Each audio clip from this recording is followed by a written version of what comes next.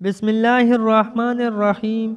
حضرت ابو امامہ رضی اللہ تعالیٰ عنہ فرماتے ہیں کہ رسول اللہ صلی اللہ علیہ وسلم نے بہت سی دعائیں فرمائی جو ہمیں یاد نہ رہی، تو ہم نے آپ صلی اللہ علیہ وسلم سے عرض کیا، یا رسول اللہ صلی اللہ علیہ وسلم،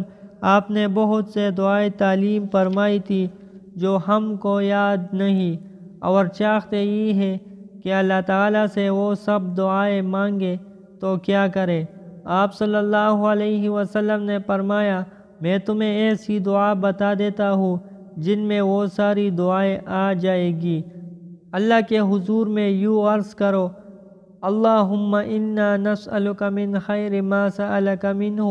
نبیک محمد صلی اللہ علیہ وسلم، ونعوذ من شر ما استعاذ منہ نبیک محمد صلی اللہ علیہ وسلم، وانت المستعان وعلیک البلاغ ولا حول ولا قوة الا باللہ۔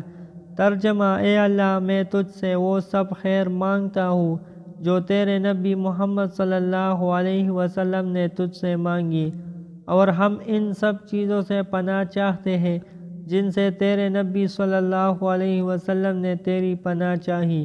بس تو ہی ہے جس سے مدد چاہی جائے، اور تیری ہی کرم پر موقوف ہے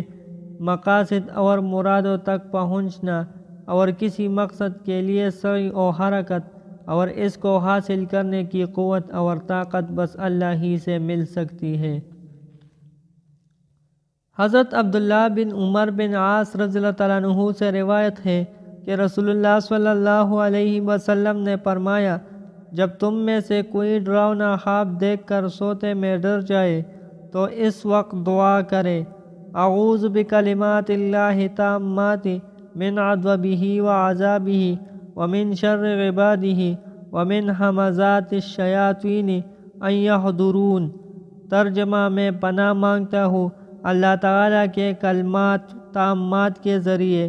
خود اس کے غضب و غضاب سے، اور اس کے بندوں کے شر سے، اور شیطانی وسوسوں و اثرات سے، اور اس بات سے کہ شیاطین میرے پاس آئے اور مجھے ستائے۔ دوستو، اللہ تعالیٰ ہمیں ان احادیث مبارکہ پر عمل کرنے کی توفیق دے۔